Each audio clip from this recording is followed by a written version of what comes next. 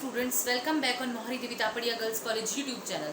In this class I am going to progress a very important poem, and the poem name is Elegy written in Country Churchyard, and this is the 9th video on this particular topic, Elegy written in Country Churchyard. This poem is written by Thomas Gray. Thomas Gray was a great poet of Graveyard School of Poetry. Graveyard School of Poetry is a group of some poets. They are written on like runes, like isolation. So he is the master of Graveyard School of Poetry. So student, this is the 9th class on particular topic Elegy written in Country Churchyard. आपने अभी तक 8 videos के देख लिए हैं, आपको idea लग गया कि पोएम में क्या चल रहा है. मैंने हर वीडियो में 12 लाइंस जो है पोएम की एक्सप्लेन की है. बड़ी पोएम है ये, बट बहुत ही अच्छी और इंटरेस्टिंग पोएम है. हर वीडियो में मैंने इसकी 12 लाइन्स एक्सप्लेन की है. आज भी 12 लाइन्स में एक्सप्लेन करती हूँ. पहले हम रीड आउट करते हैं. Happily some hoary headed swain may say, oft have we seen him at the peep of dawn, brushing with hasty steps the dews away, to meet the sun upon the upland lawn, there at the foot of yonder nodding beech, that rests its old fantastic roots so high, his listless length at noontide would be stretched, and pour upon the brook that babbles by, hard by yon wood, now smiling as in scorn, muttering his wayward fancies he would row, now drooping woeful vain like one forlorn, or crazed with care or closed in hopeless love. So student, कल का जो video आपने देखा होगा, जो 8th video बना है इस टॉपिक पे, उसमें क्या था?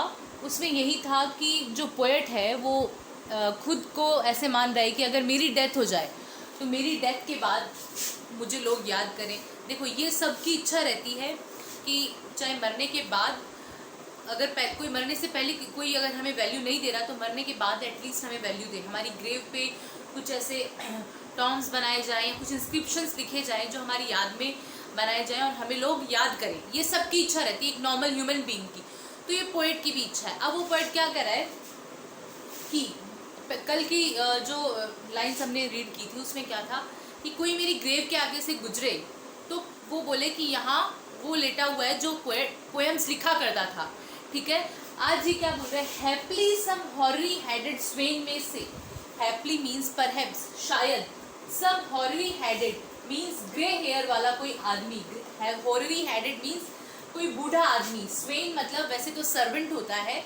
यहाँ आप शेपर्ड से या फार्मर से स्वेन का मीनिंग ले सकते हैं. ठीक है, स्वेन में से कोई हॉरी हेडेड, कोई सफ़ेद बालों वाला आदमी या कोई शेपर्ड या कोई फार्मर बोले, कभी कहे, oft have we seen him at the peep of dawn. Oft means अक्सर हम देखा करते थे. हिम किसको? पोएट को. द पीप ऑफ डॉन है ना, जब सुबह होती है, जब सनराइज होता है, जब पीप झांकता है. ऑफ डॉन सुबह झांकती है. सुबह झांकती इन द सेंस जब सुबह होती है, सवेरा होता है. तो यहाँ पोएट बोलना चाह रहा है कि मैं चाहता हूँ कि कोई मेरी ग्रेव को देख के बोले कि कभी हैप्पीली सम हॉरी हेड स्वेन में से, कि शायद कोई बूढ़ा आदमी, सफ़ेद बालों वाला आदमी, कोई फार्मर, कोई शेपर्ड, कोई गडरिया, कोई किसान ऐसा बोले मेरी ग्रेव को देख के. Oft have we seen him at the peep of dawn. अक्सर हम उसे देखा करते थे पीप ऑफ डॉन, जब सवेरा झांकता है.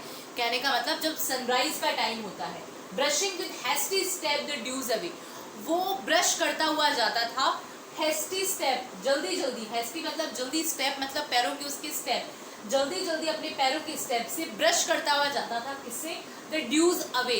ब्रश करता हुआ जाने का मतलब है कि वो जल्दी जल्दी चल रहा है और बीच में जो ओस की बूंदें गिरी हुई है पेड़ पौधों पे, उनको वो ब्रश करता हुआ मतलब साफ करता हुआ जाता था, क्लीन करता हुआ जाता था जल्दी जल्दी अपने पैरों से. कौन? जो यहाँ पोएट है. To meet the sun upon the upland lawn. फिर वो कहाँ जाता था? किससे मिलने के लिए?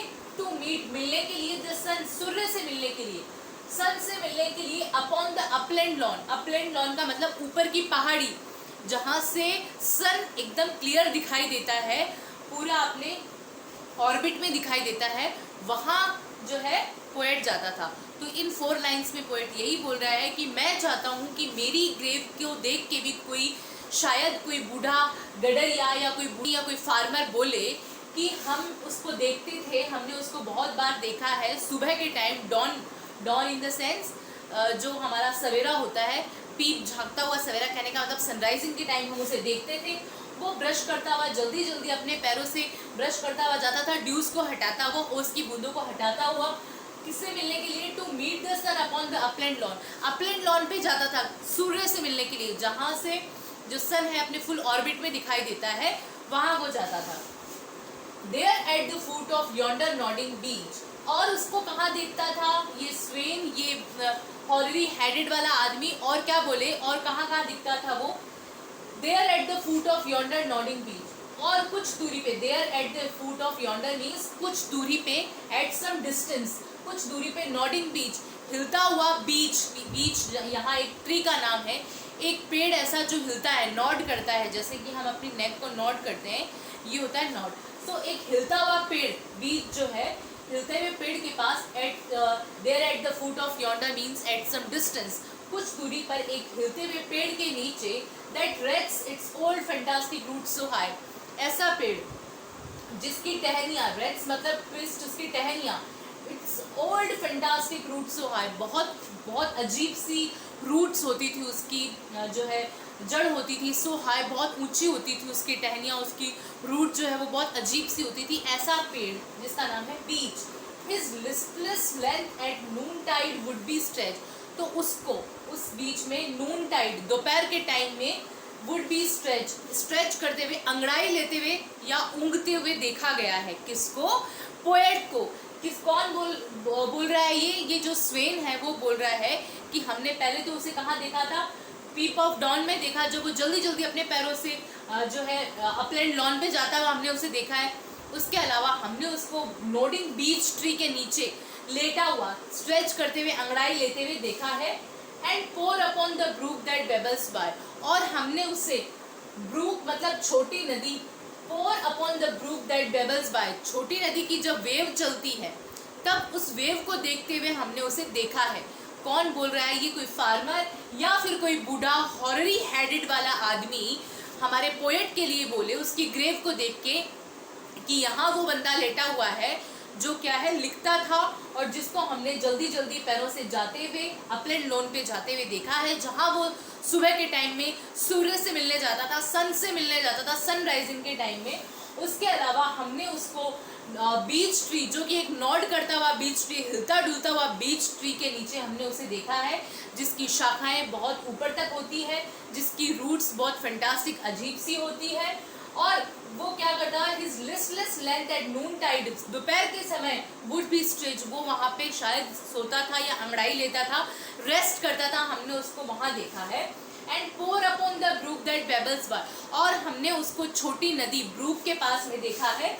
Hard by yon wood how smiling as in scorn, और हमने उसे कहाँ देखा है? हार्ड बाय यॉन वुड, हमने उसको डिस्टेंस के वुड में भी देखा है, वुड इन द सेंस कोई जंगल में भी देखा है। Hard by yon wood now smiling as in scorn, और वो अजीब सी स्माइल करता था, एज इन स्कॉन मतलब अपने ही ढंग में अपनी स्कॉर्नफुल स्माइलिंग वो करता था। And muttering his wayward fantasies he would rock, और मटरिंग करता रहता था, अपने आप ही बड़बड़ाता रहता था कुछ कुछ अपने रास्ते में चलता हुआ। Now drooping woeful wan like one forlorn or crazed with care or closed in hopeless love, और उसको देख के ऐसा लगता था, नाउ ड्रूपिंग वोफुल वैन, कि उसको कोई ना कोई दुख ज़रूर है, क्योंकि वो बड़बड़ाता रहता था खुद ही, और खुद ही कभी स्कॉर्नफुल स्माइलिंग फेस उसका हमने देखा था, स्माइल करता रहता था वो, किसी जंगलों में हमने उसे देखा।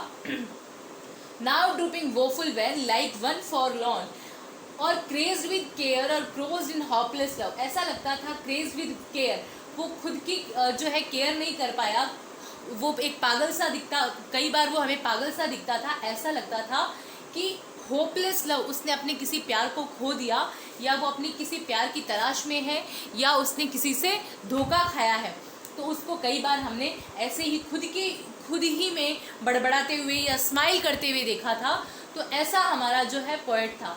तो आई होप आपको ये लाइन समझ में आ गई होगी। एलिजिलेटेड इन कंट्री चर्चैट का 9th वीडियो ये है। यहाँ पोएट जो है खुद के बारे में ही बात कर रहा है कि अगर मैं मर जाऊँ तो मेरे बारे में जो स्वेन्स हैं, जो शेपर्ड्स हैं, जो फार्मर्स हैं, वो क्या बात करेंगे। सो हम नेक्स्ट वीडियो में इसकी और रिमेनिंग लाइंस देखेंगे।